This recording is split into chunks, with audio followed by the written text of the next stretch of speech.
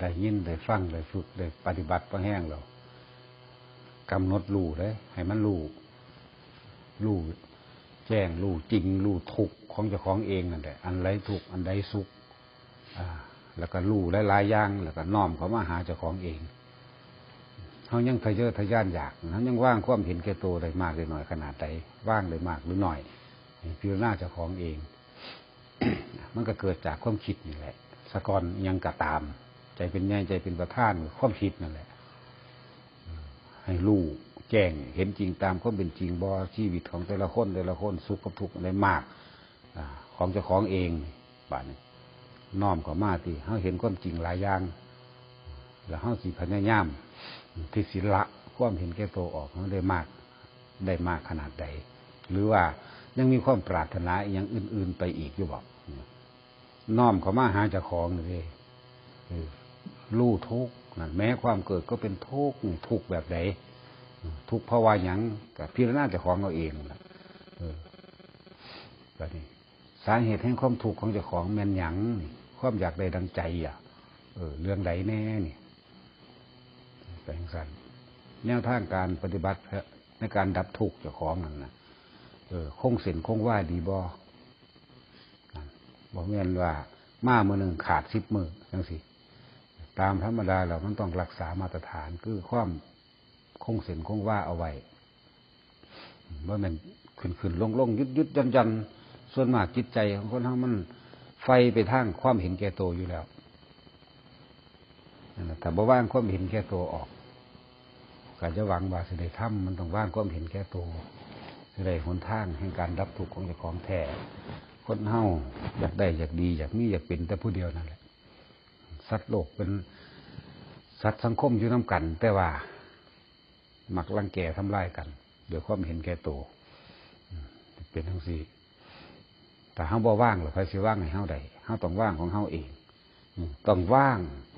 เขามาสู่ความรู้สึกนี่ให้มันได้การคิดตามความคิดมันสามารถสรุปเหตุสรุปผลได้ว่าเป็นไปแบบนี้คาดคะเนดนเดาหาข้อสรุปได้แต่ว่าความจริงนี่ในปัจจุบันที่กระทบกันนี่เฮาสิว่างได้จริงหรือว่าจริงมีคนมาด่าเฮาจังสิปึ๊บนี่ว่างจริงหรือว่าจริงเท่านั้นแหละถ้าเรื่องใดบ่เป็นเรื่องข้อขาดบาดตายบ่จำเป็นต้องไปอธิบายอีหยังเสยอยู่ถ้ายังอยากอธิบายให้เขาเข้าใจเจ้าของอยู่นั่นซึ่งมันบ่แม่นเรื่องข้อขาดบาดตายและได้และเสียอีหยังนั่นน่ะปล่อยมันแค่คำสาคำลือคำเว้าคำพลหานินทาต่างๆซึ่งหาความจริงบ่ได้หรือว่าบ่เป็นเรื่องที่เฮ็ดให้เฮาเสียชีวิตทรัพย์สินนั่นนี่เบิ่งความรู้สึกเจ้าของดีๆเด้อศูนย์หรือว่าศูนย์ว่าแม่นแวดใส่กันเลยไผว่าย่ำใดพาไปดูนี่ความรู้สึกปัจจุบันเห็นบ่ถ้ามันเฮาคิดเบิ่งแล้วมันก็บ่ได้เสียหายอีหยังนะเขาว่าก็เป็นเรื่องของเขาก็เป็นสมบัติเขาเด้เป็นตัวตนที่มันเป็นอยู่ในของเขาเองเขายอมแสดงความเป็นตัวตนของเขาออกมาแบบนั้นตัดสินออกมาแบบนั้นเฮาบ่ได้เป็นหรือเฮาเป็นก็สร้างถ้ามันบ่เฮ็ดทำลายเสียชีวิตทรัพย์สินของพวกเฮาเองนะบ่ต้องต่อสู้อีหยังการต่อสู้ที่ดีที่สุดคือว่างเฉยนั่นแหละคนเวลามันโกรธเกลียดเครียดแค้นมันจะสัตว์เอาความโกรธอันนั้นให้เฮาบัดนี้เฮาบ่รู้เรื่องหรือเฮารู้เรื่องก็ตามแต่เฮาบ่เสียหายหยังความโกรธนั้นมันสิไปไสทำน้ำลายขึ้นฟ้าก็ลงมาสู่ดินนึกเอาล่ะตกเส้นหน้าเจ้าของคือเก่าเป็นจังซั่นก็สังเกตเจ้าของโกรธเองดิอยู่จะสังเกตเจ้าของโมโหเองสิมันไปทำลายไผก่อนล่ะถ้าบ่ทำลายเจ้าของแม่นบ่ใช่เล็กมันไปทำลายพญากองอยู่บ่เวลาศูนย์เล่ามันก็ทำลายเจ้าของแล้วก็งอนแงกเห็นว่าได้ยังล่ะได้ข้อมเพิ่มเข้ามาศูนย์ก็เก่าอีกเนาะแต่เขาเสยกับศูนย์อยู่สักหนึ่งแม่นว่าล่ะบัดเล่าเลยห่วยนั่นไฟจะโคตรพอโคตรไม้มันก็ศูนย์อีกล้านเท่าเลยบัดแต่ของไปแง่เพิ่นเองเด้อดิเห็นว่ามันทำลายไฟก้อนบัดความโกรธคือกันความดีก็คือกันมันให้ผลดีไฟก้อน ความโกรธก็คือกันมันให้ผลลายไปก่อนอันใดมันบ่แม่นเรื่องข้อขาดบาดตายนั่นเดี๋ยวไปหัวซ่ามันหนาจะไปเอาสนะผันหยังภาษาความคิดเห็นความคิดเห็นว่าท่านที่เกิดรูปร่างอีหยังรูปร่างก็คือความเสียหายชีวิตทรัพย์สินเฮาเองมันบ่เกิดเฉยแต่เฮาฮู้ว่าผู้นี้เป็นจังซี่ยั่วซ้ำด้วยดิแต่ว่ายั่วด้วยความไม่มีตัวตนได้อันนี้ยั่วคือเขาถามมันถามนี่มาถามดูเขาหรือโคตรพ่อโคตรแม่มึงเลยละบาดนี้ศูนย์เก่ามันมันกระดาสารพัดลึกมันแหละคืออันใดมันเป็นของมันเองมันสิเอาอัตราตัวตนของมันเองความเป็นในหัวใจของมันเองด่าออกมาในคำด่าออกมาในคำที่เขาอยากให้เขาเป็นผีเป็นเปรตเป็นสัตว์นรกเขาความทั้งเป็นสิ่งนั้นเลยที่ไว้เลยแมนหรือบ่แมนวะเวลาเฮาเขียดสร้างคนจากตีจากขาเขาเนี่ยเฮาสินึกภาพจินตนาการขึ้นมาอยากเอามีดฟันหัวมุนๆอยากงัดแขวมึงออกอยากเอาปาดเนื้อมึงออกทีละเล็กละหน่อยอย่างสินะเนาะตอนนั้นตะของกำลังเป็นเองเด้เขาบ่ได้เป็นเด้เขาเสยเป็นอย่างสิอะไรเช่นว่าให้เบิ่งเหตุผลปัจจัยต่างๆในความเหตุผลปัจจัยในความเสียหายหรือว่าเสียหายชีวิตทรัพย์สินตัวนี้อะไรแยกบาดนี้ปล่อยว่างกับปล่อยปละละเลยแยกมันเป็นในคำว่าปล่อยว่างอันใดที่เป็นคำด่าคำกล่าวหาคำนินทาซึ่งบ่อาจสามารถทำลายให้เสียชีวิตทรัพย์สินใดปล่อยว่างใดเขาบ่มาเบียดเบียนเข้าใจว่าแต่ถ้าเขามาเบียดเบียนปล่อยว่างบ่ได้เด้มันก็ต้องมีการป้องกันตัวป่านนี้เขามาเปรียบเอาคือยุ่งกัดเท่านี้แหละปล่อยว่างบ่ปล่อยว่างได้อยู่บ่อันนี้เนี่ยสินจะปล่อยว่างบ่มิจะปล่อยฟ้ามือแล้วใส่มันบ่ก็ไปทั้งสั่นเถอะ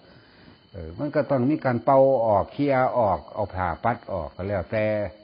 นี่ปล่อยว่างแต่ว่ามันปล่อยปะละเลยบ่ได้อาฆาตบาดหมาง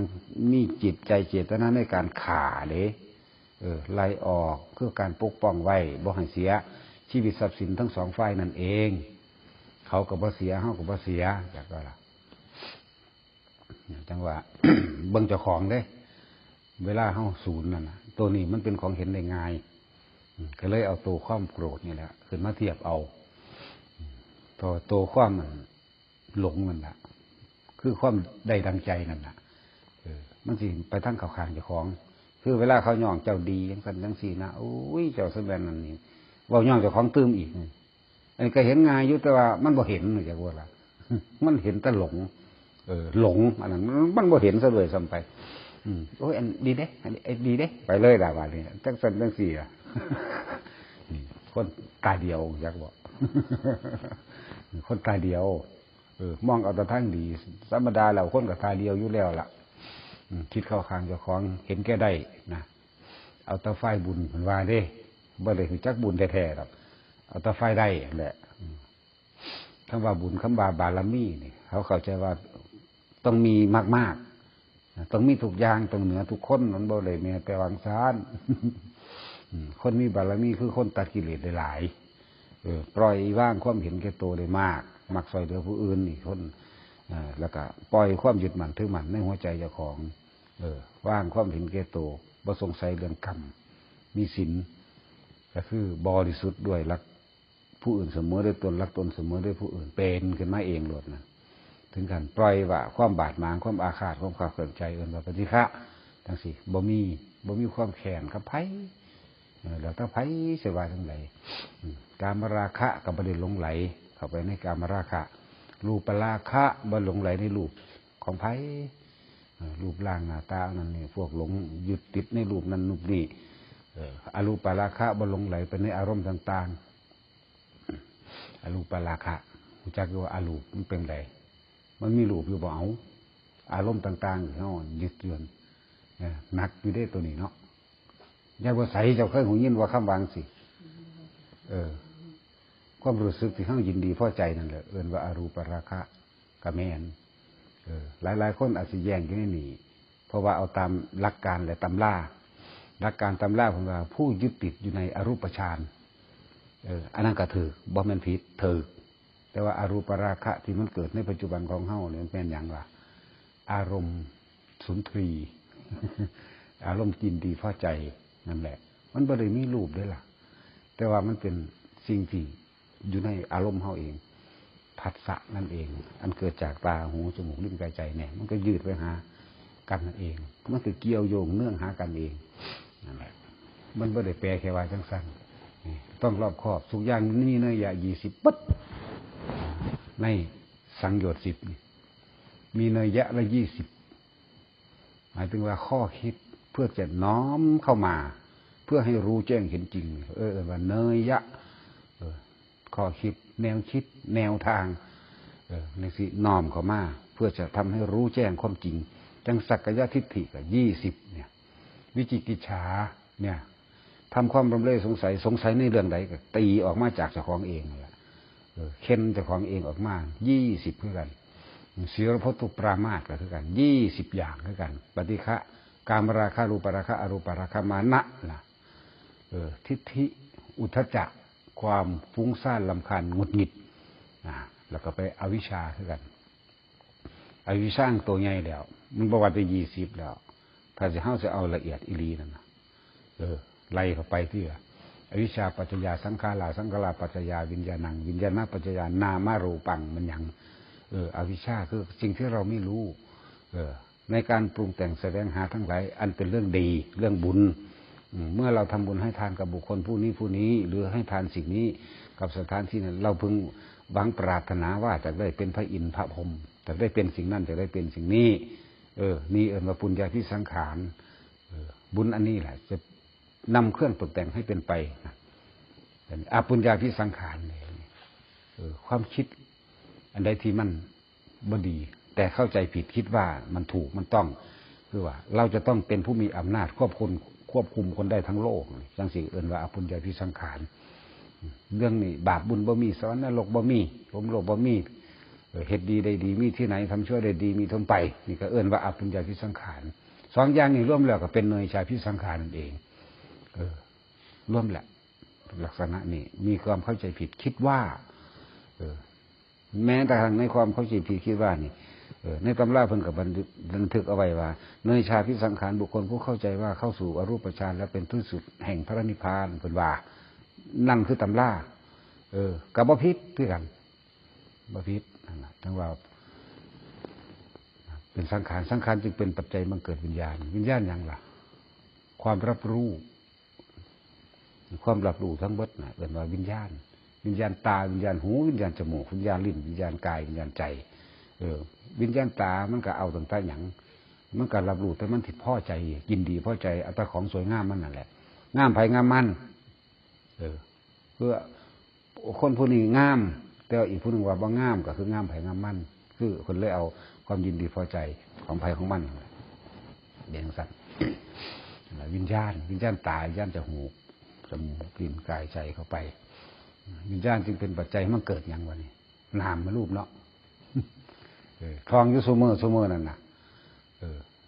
มันยังคือน้ำก็เวทนาสัญญาสังขารวิญญาณละนามนั่นมันเป็นรูปร่างอย่างใดเวทนามันก็เป็นอรูปพวกเอาตัว